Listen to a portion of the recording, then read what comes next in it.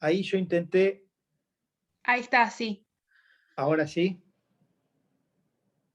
Bueno, repito, para los que vayan a ver la clase grabada, quería pedir disculpas porque el martes por compromisos profesionales se hizo tarde la hora y no pude abordar la temática en el día y hora que corresponde. Les agradezco a los que están presentes hoy y me da tranquilidad que la clase se esté grabando para todos aquellos que no pudieron estar presentes y eso garantiza el acceso a todos. Quería sí o sí dar la clase de hoy por la escasa cantidad de clases que tenemos durante un cuatrimestre y lo comprimido que queda la temática de la materia. La unidad temática para desarrollar hoy es la de los tipos penales de comisión dolosa. Tipicidad en los delitos de comisión dolosa. Para poder enfocar adecuadamente la cuestión, tenemos que tener clara la perspectiva desde la teoría analítica del delito, es decir, dónde estamos situados cuando hacemos referencia a la tipicidad de los delitos de comisión dolosa. Como creo que tienen claro al día de hoy, el concepto de delito está integrado por comportamiento típico, antijurídico y culpable. De modo tal que el primer nivel posterior a la constatación de un comportamiento es el nivel de la tipicidad. La tipicidad en los delitos de comisión dolosa implica que solamente vamos a enfocar el análisis de la tipicidad en esta particularidad, en esta particular modalidad delictiva, en los delitos comisivos dolosos. Porque tienen que comprender lo siguiente: el concepto y la estructura de la teoría del delito es como una especie de esqueleto común a todas las modalidades delictivas, pero el contenido de cada uno de sus niveles variará en función de la modalidad delictiva en cuestión. Ejemplo, cuando se analiza el primer elemento de la teoría del delito, el comportamiento, el contenido será diverso, será diferente, si estamos ante un delito de comisión o ante un delito de omisión. Lo mismo sucederá a nivel de tipicidad si estamos frente a un delito de comisión o a un delito de omisión. La tipicidad, el contenido, varía en función de estas diversas modalidades delictivas. Reitero, en este caso en particular, la clase se enfoca en la tipicidad de los delitos activos dolosos, la tipicidad de los delitos de comisión dolosa, es decir, hay un comportamiento activo en un sujeto y hay que constatar si ese comportamiento es típico o es atípico. La tipicidad está integrada por un aspecto objetivo y un aspecto subjetivo. El aspecto o tipo objetivo se relaciona con el análisis del aspecto externo del hecho cometido. El aspecto o tipo subjetivo valora la faz interna del sujeto que cometió ese hecho exteriorizado. Por supuesto que esta división entre el tipo objetivo y el tipo subjetivo es una división relativa, flexible e interdependiente. Pero ese análisis ciertamente se distingue para poder valorar en dos dimensiones diferentes el aspecto externo y el aspecto interno desde la tipicidad.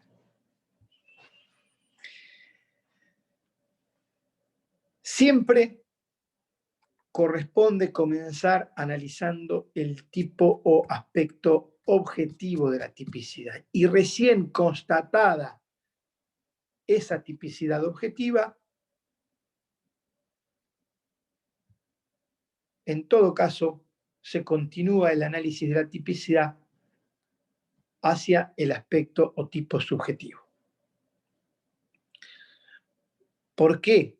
Bueno, básicamente porque si no hay tipo objetivo, si no hay un hecho externo penalmente relevante, el Estado no tiene nada que analizar acerca de el intelecto de un ciudadano. Para poder analizar con qué carga subjetiva actuó un ciudadano, ese hecho realizado por ese ciudadano tiene que ser un hecho exteriorizado y típicamente relevante en su exteriorización, en su aspecto objetivo.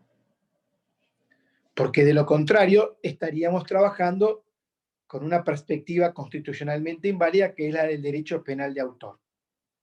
Como ya hemos visto, en un Estado constitucional de derecho, lo que corresponde es manejarse con un concepto de derecho penal de acto, es decir, que un presupuesto sine qua non para que el Estado pueda evaluar si puede ejercer su poder punitivo sobre un ciudadano es que ese ciudadano haya cometido un acto activo o omisivo, un hecho exteriorizado que en la tipicidad de lo que se trata es de constatar si ese hecho exteriorizado es típicamente relevante, es penalmente relevante o no. Ese primer aspecto de la tipicidad, que es el tipo objetivo, está integrado en principio por tres elementos, o por tres aspectos, o por tres niveles. Imputación objetiva del comportamiento, relación de causalidad e imputación objetiva del resultado.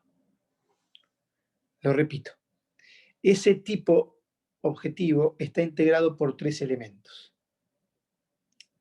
Imputación objetiva del comportamiento, relación de causalidad e imputación objetiva del resultado. El tipo subjetivo, el aspecto subjetivo de la tipicidad, en esta modalidad delictiva que estamos analizando, repito, delitos de comisión dolosa, el tipo subjetivo está integrado por el dolo y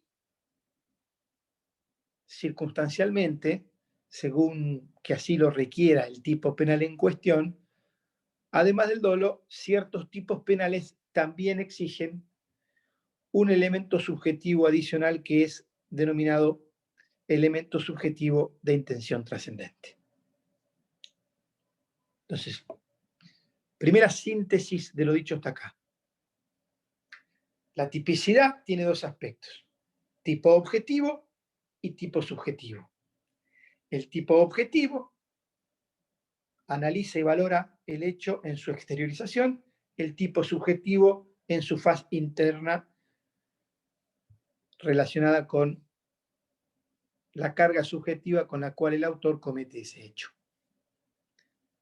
Los elementos que integran el análisis de la tipicidad objetiva son imputación objetiva del comportamiento, relación de causalidad e imputación objetiva del resultado. En la fase subjetiva, dolo y, en algunos casos, además del dolo, se exige un elemento subjetivo de intención trascendente.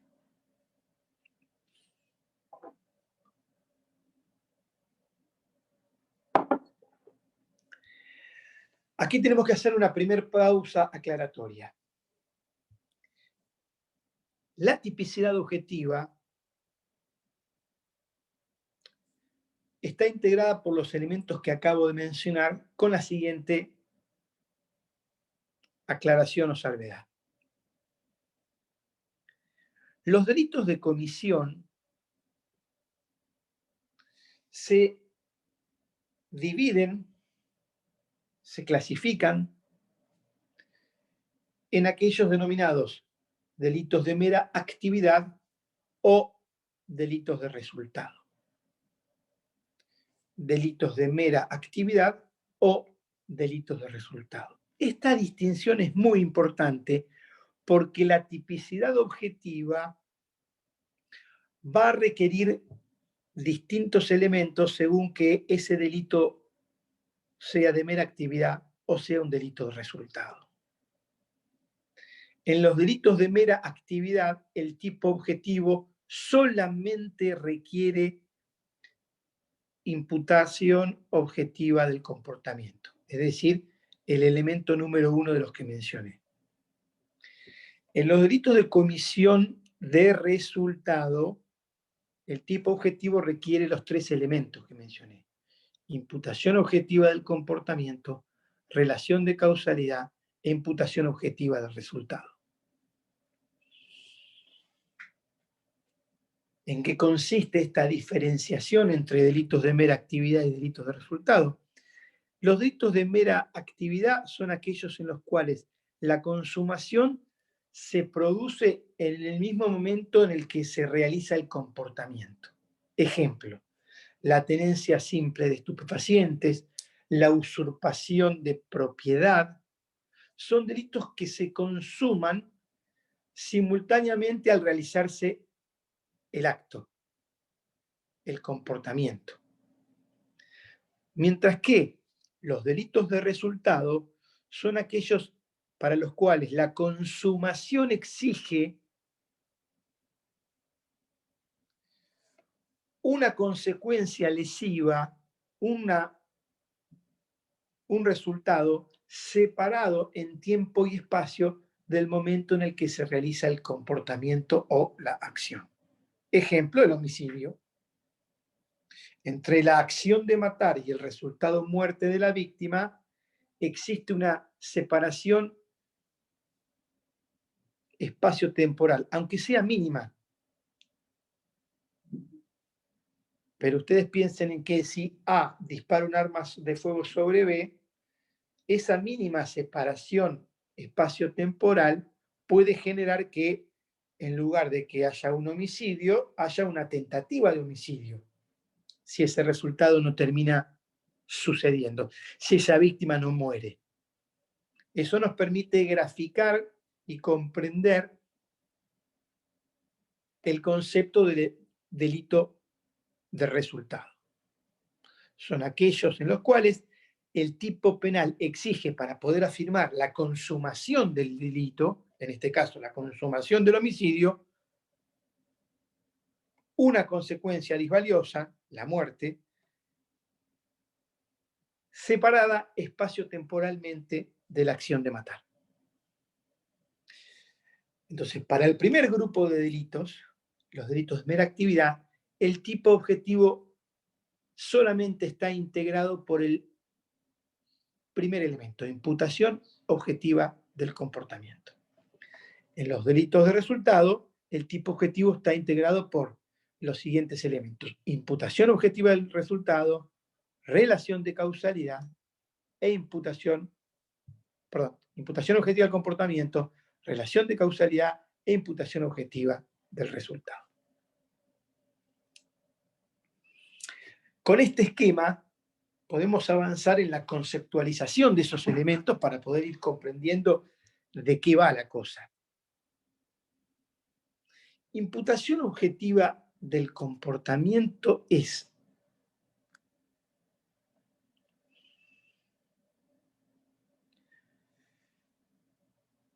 la valoración desde una perspectiva ex ante facto tendiente a determinar si la conducta activa del autor, en este caso porque estamos frente a un delito comisivo, si la conducta activa del autor ha creado un riesgo típicamente relevante.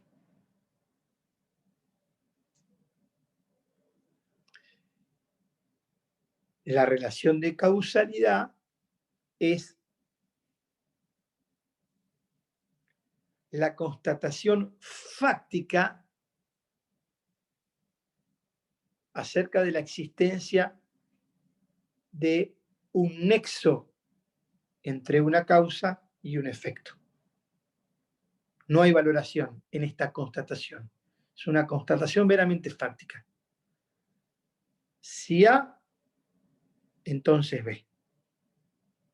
Y el tercer elemento, la imputación objetiva del resultado, es la valoración desde un punto de vista ex post facto, tendiente a determinar si el resultado o la consecuencia de ese comportamiento activo es la concreción o la realización del mismo riesgo típicamente relevante creado por la conducta del autor. Es decir, en este tercer elemento de lo que se trata es de valorar si se da el nexo de imputación, es decir, si el riesgo creado se concreta en el resultado alcanzado.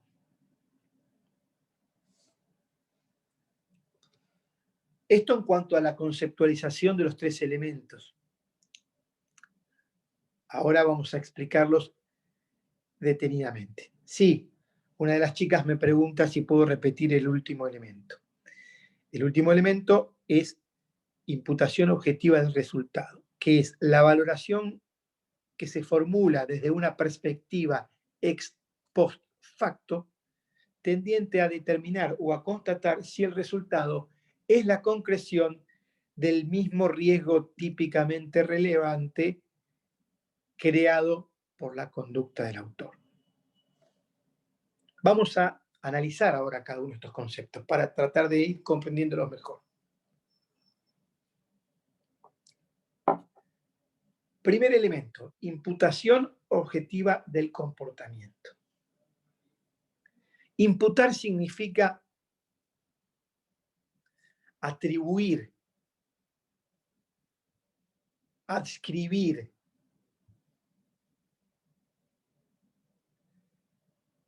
Esta valoración se formula desde una perspectiva ex ante facto, lo que significa que al momento de hacer este análisis valorativo, repito, orientado a constatar si la conducta del autor crea o no un riesgo típicamente relevante, al momento de hacer esta valoración, la perspectiva valorativa es ex ante facto, lo que significa que solamente se pueden tomar en cuenta, considerar y valorar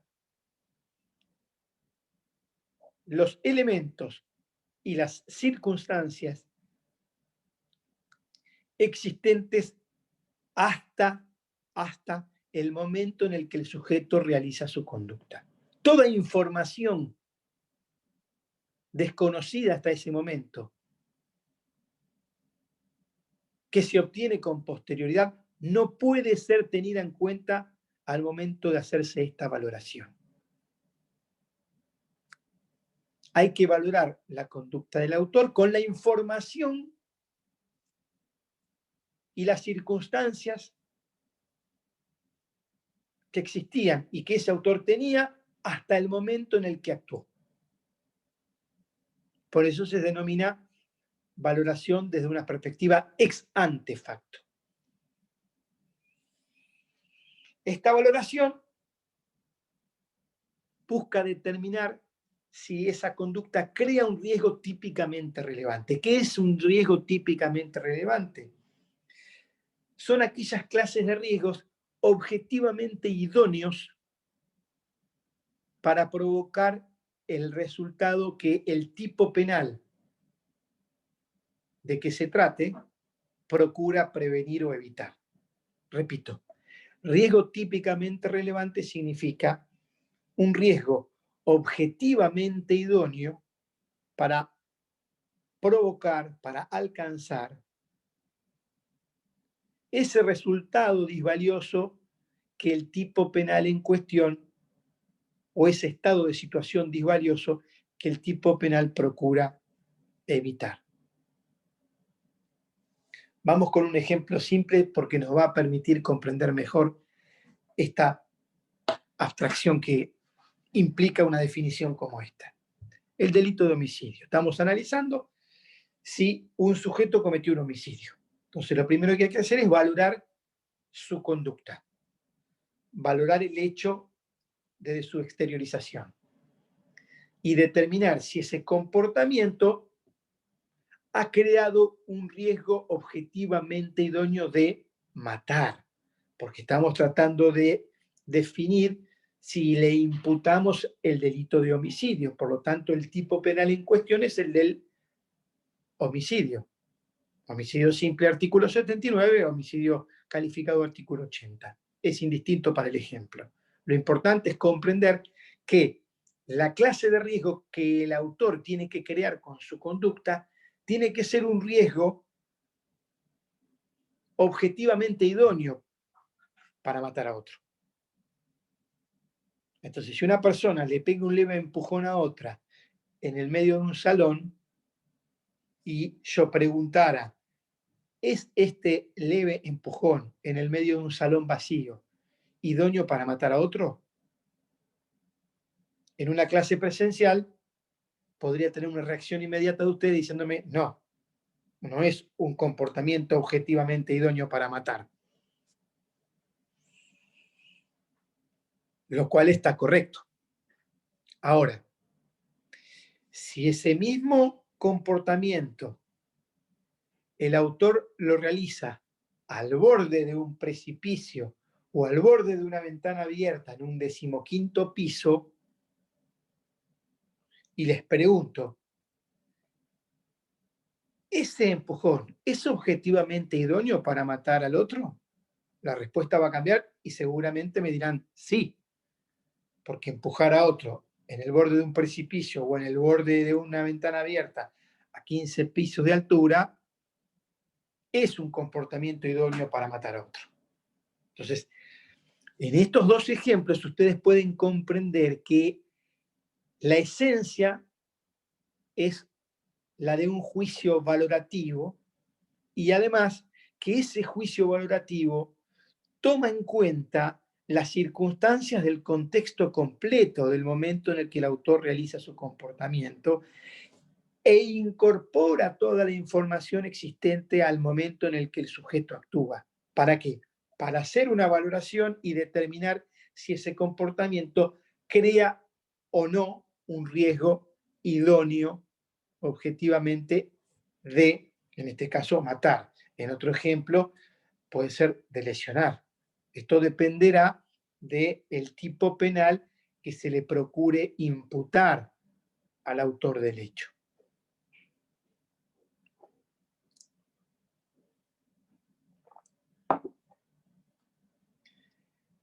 Imputación objetiva del comportamiento, lo reitero, es un juicio valorativo formulado desde una perspectiva ex ante facto, tendiente a determinar si el autor ha creado un riesgo objetivamente o típicamente idóneo.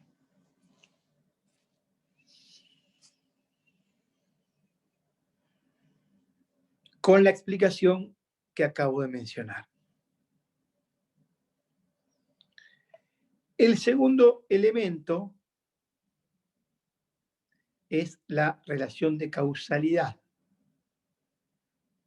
que se trata de una constatación meramente fáctica, carente de juicio de valor alguno, en donde se procura determinar si A es causa de B, si existe una relación que causalmente conecte al comportamiento con el resultado. Si tenemos un comportamiento objetivamente idóneo de matar, si tenemos constatada la relación de causalidad, el tercer elemento será la imputación objetiva del resultado, que es la valoración desde una perspectiva ex post facto nuevamente, entonces, un juicio valorativo, pero acá sí se puede incorporar toda la información, incluso aquella obtenida o conocida con posterioridad al momento de la realización del comportamiento o del hecho. Toda información aún posterior es hábil para ser integrada y valorada en este juicio, porque este juicio valorativo es un juicio ex post facto. Y acá de lo que simplemente se trata es de valorar si esa consecuencia, ese resultado, concreta la misma clase de riesgo creado por la conducta del autor.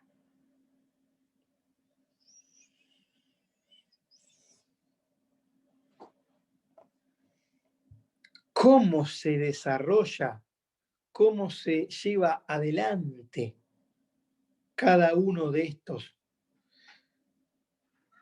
elementos de la tipicidad objetiva? Lo vamos a ver a continuación. En lo concerniente a la imputación objetiva del comportamiento, que ya la hemos definido y hemos analizado su definición, en este primer nivel lo que se utilizan son institutos o criterios valorativos propios de la imputación objetiva del comportamiento. Esos criterios o institutos son 4.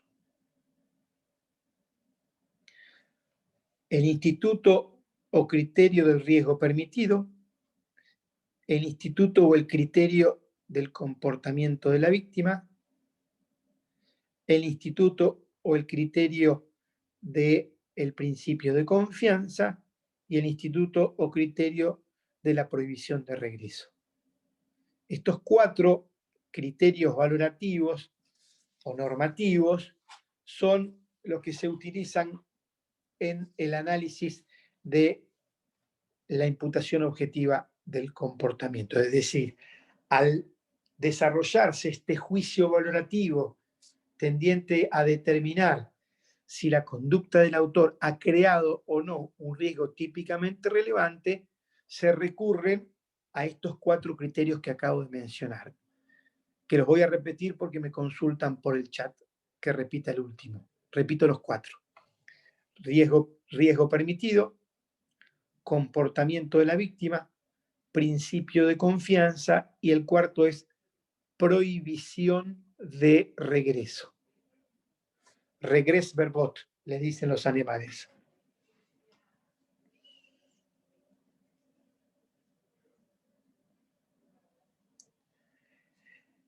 ¿En qué consiste cada uno de estos criterios valorativos? El riesgo permitido se vincula íntimamente con el criterio de adecuación social que antiguamente utilizaban algunos autores, pero modernamente se lo ha reformulado bajo el concepto de riesgo permitido porque involucra, porque abarca diversos aspectos. Por un lado, hay que comprender que las sociedades actuales, las sociedades modernas, son sociedades de riesgo. ¿Por qué? Porque todas las sociedades han asumido como un costo social el desarrollo de actividades de riesgo para la seguridad de los terceros y de los bienes jurídicos de terceros. Ejemplo, el tránsito vehicular, el tránsito ferroviario, el tránsito aéreo, la actividad industrial, son todas actividades que la sociedad asume en pos de su evolución, en pos de su confort social, tardar menos tiempo en el trasladarse, poder viajar a lugares más lejanos, producir bienes y servicios para que esa sociedad pueda desarrollarse. Y todas esas actividades son actividades de riesgo porque implican riesgos inherentes a su propio desarrollo. Las sociedades asumen que existan accidentes de tránsito. Las sociedades asumen que existan accidentes aéreos. Las sociedades asumen que exista polución ambiental. El punto clave es que esos riesgos tolerados socialmente tienen un límite. Y ese límite es un baremo que viene a establecer lo que está debajo forma parte del riesgo permitido, lo que está por encima son riesgos prohibidos. Repito, todos esos riesgos tolerados socialmente tienen un límite. ¿Por qué? Porque al mismo tiempo todos necesitamos mínimas seguridades para poder ejercer nuestros derechos y para que la sociedad se pueda desarrollar. Esos límites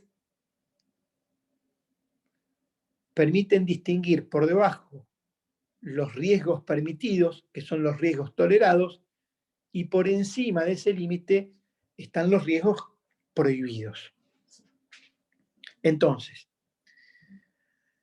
las reglas de tránsito, ¿qué hacen? Regulan una actividad que no está exenta de riesgos, pero procura minimizar esos riesgos, evitar las consecuencias lesivas, y todo comportamiento que se realice respetando las normas de tránsito, en principio, van a ser comportamientos que van a estar amparados, van a estar cubiertos por el concepto de riesgos permitidos. Entonces, si se produce un accidente con una consecuencia lesiva, pero ese comportamiento se efectúa respetando las reglas de tránsito,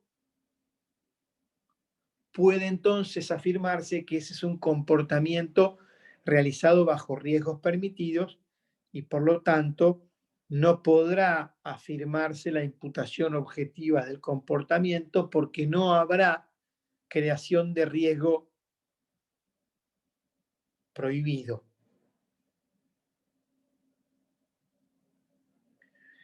Cuando una empresa industrial emana gases, tiene una reglamentación de seguridad e higiene que regula los límites tolerables y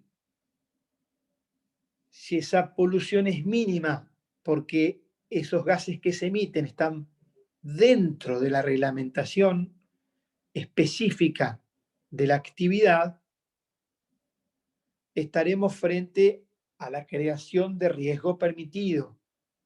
Por el contrario, si esa polución que emana la industria está violando la normativa específica, entonces se estará creando un riesgo prohibido, un riesgo típicamente relevante y por lo tanto se podrá imputar objetivamente el comportamiento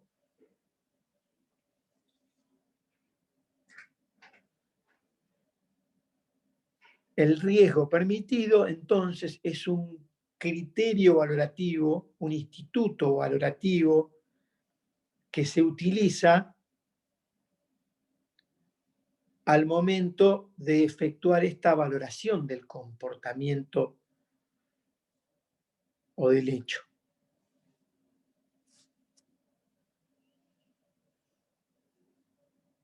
El segundo criterio es el comportamiento de la víctima. Comportamiento de la víctima significa que en todo hecho puede haber una interacción entre autor y víctima. Cuando hablamos de víctima, nos referimos a aquel sujeto o aquellos sujetos que a la postre terminan siendo damnificados por el hecho.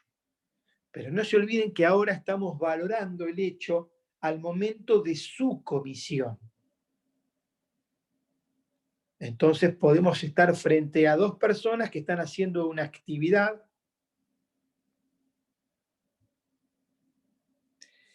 y valorar el comportamiento de quien a la postre resulta víctima también forma parte de la valoración de ese hecho desde una perspectiva ex ante facto. Porque aquí se pueden dar dos casos, los denominados casos de autopuesta en peligro, que son aquellos en los cuales la persona que luego termina siendo la víctima, al momento de los hechos, se autoexpuso a la situación de riesgo, es decir, esa persona incurrió o realizó un comportamiento o una acción a propio riesgo y, por otro lado, tenemos los denominados puesta en peligro de un tercero, conocida por este. La puesta en peligro de un tercero, conocida por este, son aquellos casos en donde el riesgo lo crea el autor, pero hay cierto consentimiento de la víctima para que esa situación de riesgo se genere. Aquí no hay reglas fijas, no hay una estandarización en la valoración. Depende de la circunstancia del caso concreto. Lo que es importante que comprendan es que con el concepto de comportamiento de la víctima, al momento de valorar si la conducta del autor ha creado o no un riesgo típicamente relevante, también se puede incorporar y tomar en cuenta y valorar, bueno, ¿cuál fue el comportamiento de la víctima en este hecho? ¿Acaso la víctima ha creado ese riesgo también con su propia conducta riesgosa? ¿Acaso la víctima consintió ser puesta en peligro por el autor? Han existido famosísimos casos en jurisprudencia, sobre todo en la jurisprudencia alemana, vinculada con esta cuestión. Un ejemplo bastante didáctico de esto se dio en el caso de la camioneta minivan, en la que una noche dos grupos de adolescentes deciden correr carreras entre dos camionetas van, arriba de cuyos techos iban parados en cada una de ellas una persona, como si estuviesen haciendo surf arriba de una camioneta. En un momento determinado, uno de los que estaba arriba de una de las camionetas cae y muere. Y se genera toda esta discusión en relación a, por un lado, el comportamiento de los autores y por otro lado, el comportamiento de la propia víctima. Simplemente voy a mencionar esto. Se llegó a un punto en el que lo que se trata de determinar es si el riesgo creado estaba bajo el dominio común tanto de autor como de víctima, o si había un dominio preponderante del autor sobre ese riesgo. Cuando sucede lo primero, cuando hay un riesgo cuyo control es compartido, entonces el comportamiento de la víctima es sumamente relevante y hasta determinante para valorar el hecho.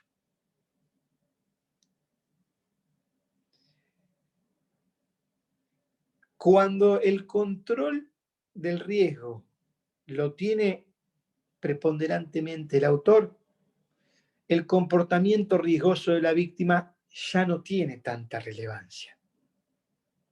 Obviamente que esta distinción va a depender de cada caso concreto.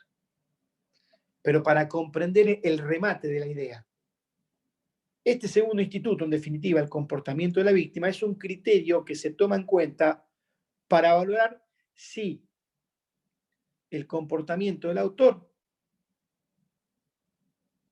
es creador de un riesgo típicamente relevante, imputación objetiva del comportamiento, o si no alcanza a hacerlo porque lo determinante fue que la propia víctima se autoexpuso en peligro y tuvo el control del riesgo hasta último momento compartido con el autor. Y su comportamiento entonces puede determinar que no pueda imputarse objetivamente el riesgo a la conducta del autor. Y por tanto no habrá tipo objetivo y por tanto no habrá tipicidad. Y por tanto no habrá delito.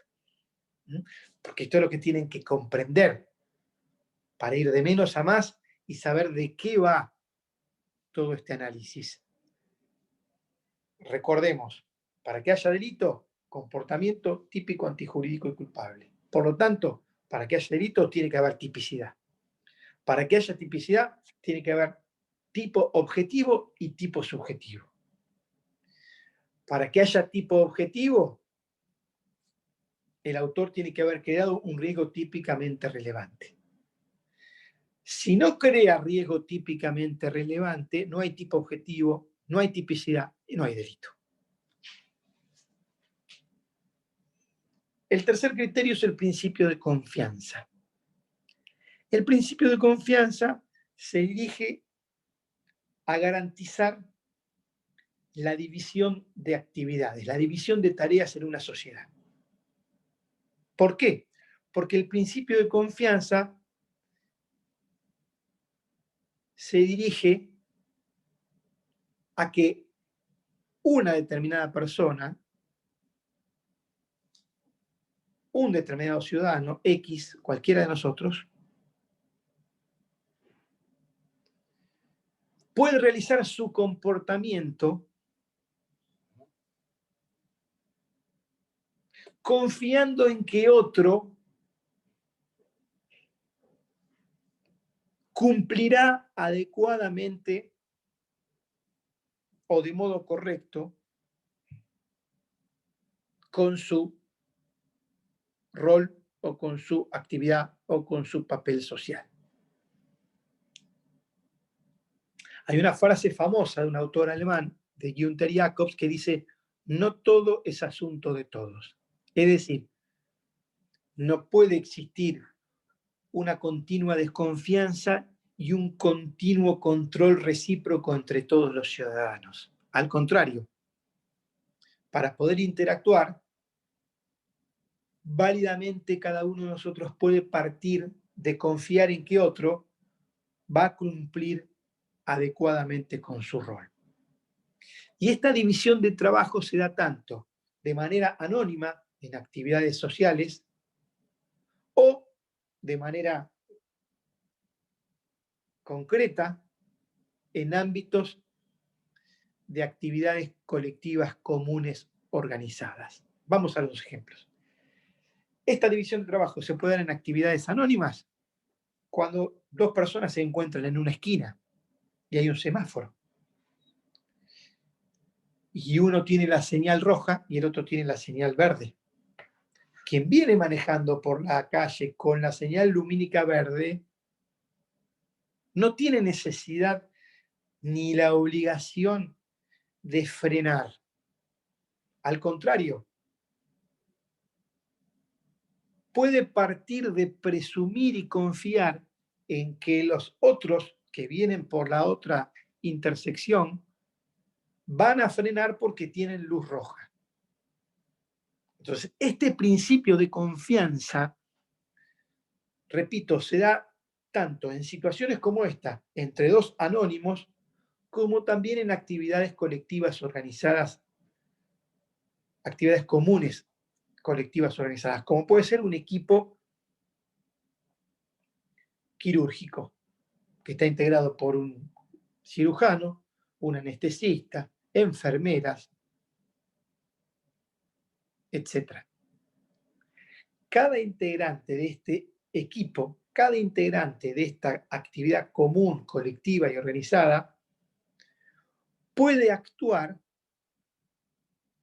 sobre la base de confiar en que el otro, que integra esa actividad, hará su rol de modo adecuado. Cuando el cirujano entra en la sala de operaciones, puede partir y comenzar su comportamiento confiando que el anestesista le suministró la dosis de anestesia adecuada para que ese paciente no esté en riesgo y al mismo tiempo para que ese paciente esté dormido o adormecido, mejor dicho, durante toda la operación. Ese cirujano, cuando entra a la sala de operaciones, le va a pedir al instrumentista que le alcance el bisturí y puede comenzar su operación o su intervención quirúrgica partiendo de confiar que ese bisturí ha sido adecuadamente desinfectado, que la asepsia de ese instrumental ha sido correctamente efectuada por quien tiene ese rol en el equipo de trabajo. Entonces, este principio de confianza es un criterio valorativo que permite distinguir y identificar cuál es el sujeto competente y responsable, no irresponsable todo junto, competente y responsable, porque era inherente a su rol, en la creación del riesgo típico. Entonces, si tenemos un paciente que se muere por una sobredosis de anestesia, no se le va a imputar el homicidio al cirujano, porque el cirujano va a estar amparado por el principio de confianza, va a poder decir, miren, eso es ajeno a mi rol. Yo operé confiando en que la dosis de anestesia de la persona competente era la adecuada.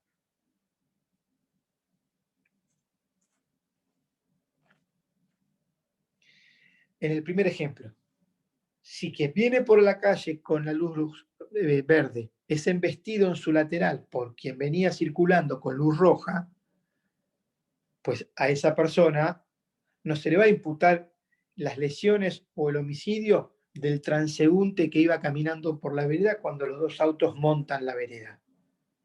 Esa persona, por un lado, va a haber actuado en el riesgo permitido porque venía respetando las luces de tránsito, pero además está amparada por el principio de confianza. Porque es decir, yo crucé confiando que el otro iba a frenar porque tenía luz roja. La creación de riesgo típicamente relevante se imputa exclusivamente al sujeto que crea el riesgo típicamente relevante.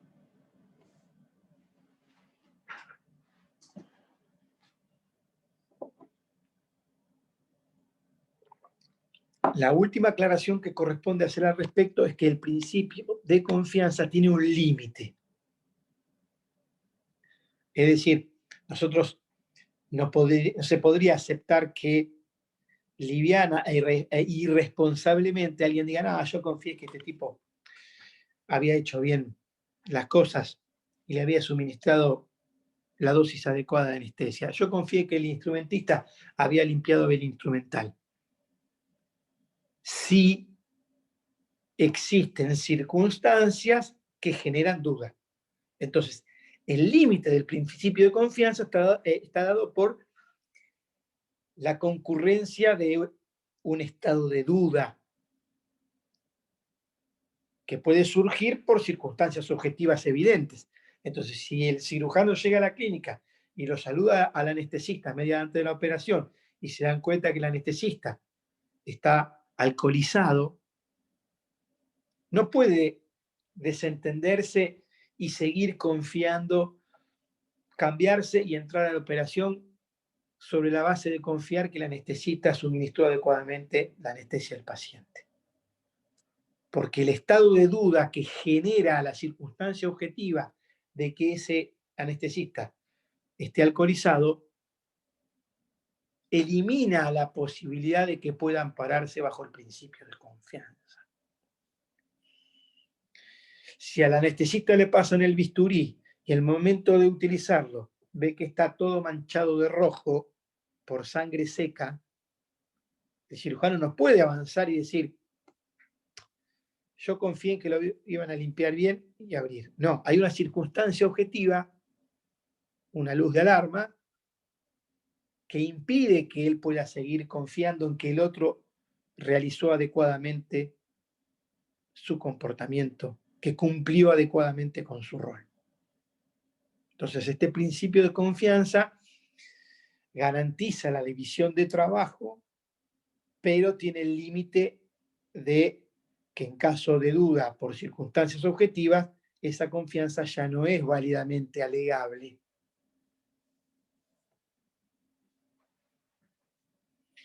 Y en cuarto lugar, la prohibición de regreso. La prohibición de regreso es un criterio valorativo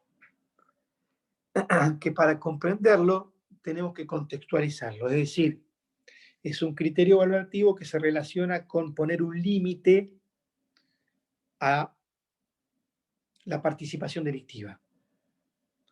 No toda conducta que esté vinculada con un posterior delito necesariamente puede considerarse participación en ese delito.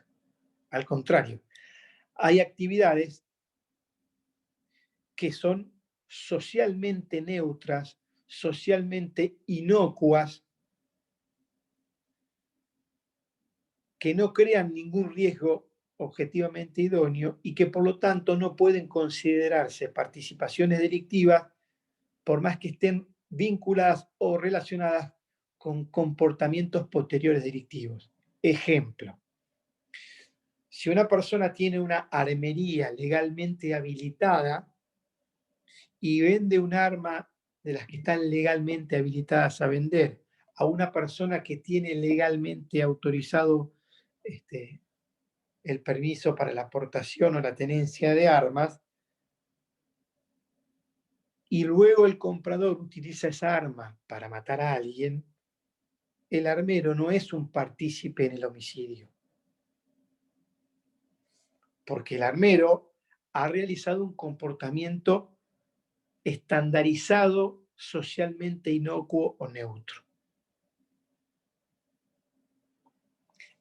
Otro ejemplo, un taxista que lleva a dos personas en un viaje hasta la puerta de un banco, les cobra el viaje y se va, no es un partícipe en el delito que esas dos personas cometen luego cuando asaltan el banco. Y la explicación jurídico-valorativa es esta: prohibición de regreso. No se puede valorar hacia atrás, prohibición de regreso, comportamientos que son socialmente neutros para considerarlos participación delictiva porque a posteriori la conducta con la que se conecta es una conducta delictiva. La imputación se ve bloqueada porque rige el principio de la prohibición de regreso. El armero no es partícipe del homicidio, el taxista no es partícipe del robo. Estamos valorando si el armero o el taxista han creado un riesgo objetivamente idóneo de matar o de asaltar.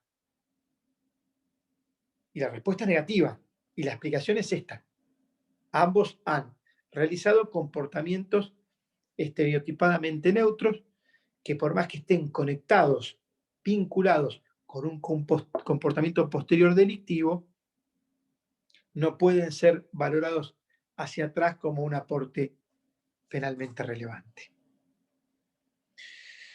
Entonces, para repasar, tipicidad objetiva está integrada en los delitos de mera actividad solamente por imputación objetiva del comportamiento.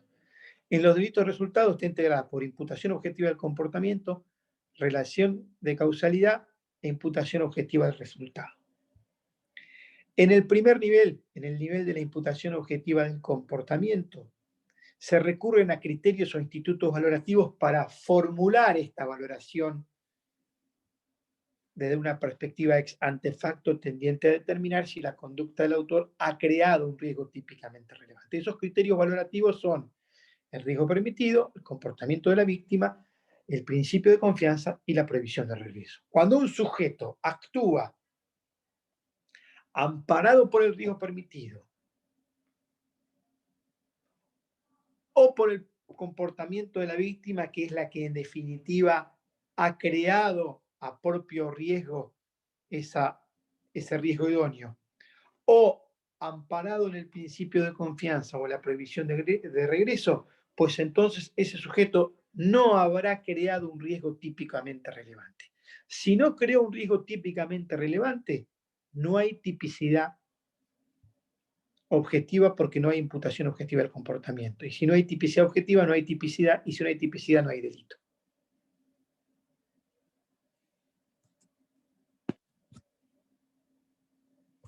Me preguntan algo acá. A ver. Exactamente.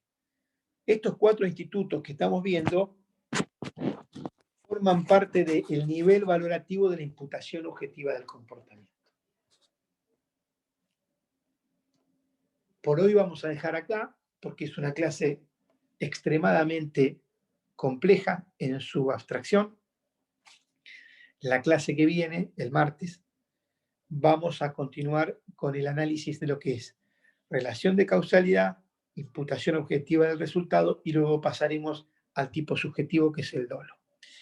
Lo que les necesitaba plantear es que yo el martes que viene a las 15 horas tengo una disertación por una plataforma, entonces necesitaría convocarlos para hacer la clase el martes mismo, pero a las 13 horas. Le voy a solicitar al centro de estudiantes que también grabe la clase para que aquellos que no pueden estar en vivo la puedan después ver en su registro fílmico. Seguimos el martes y quedo a disposición para cualquier pregunta que me quieran hacer.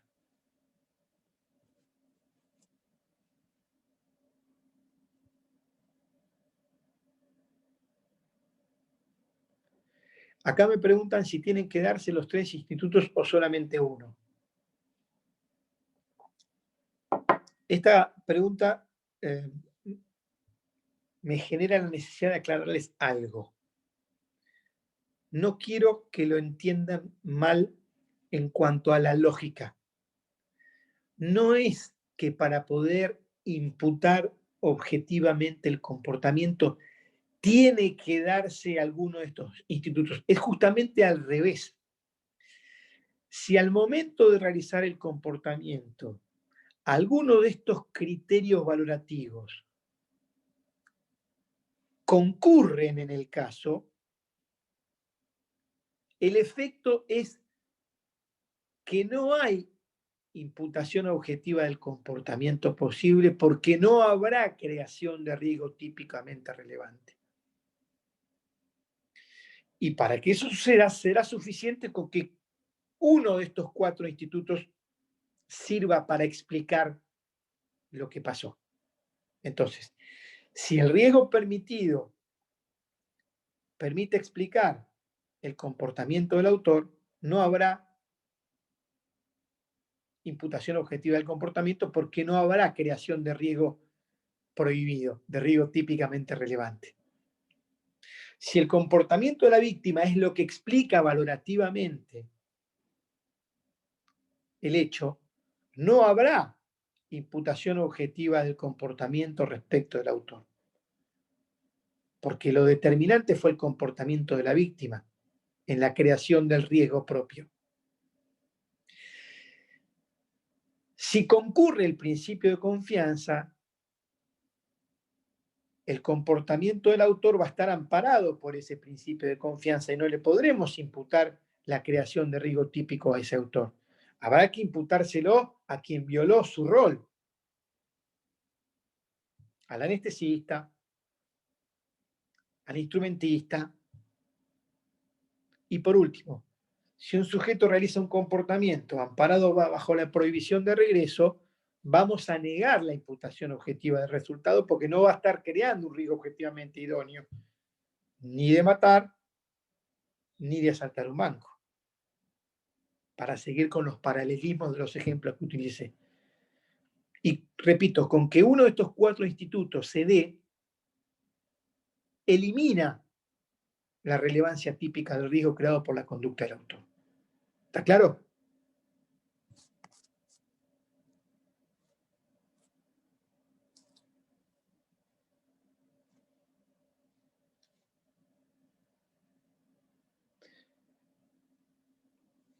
Bien, entonces, si no hay más preguntas, nos vemos el martes a las 13 horas, por favor.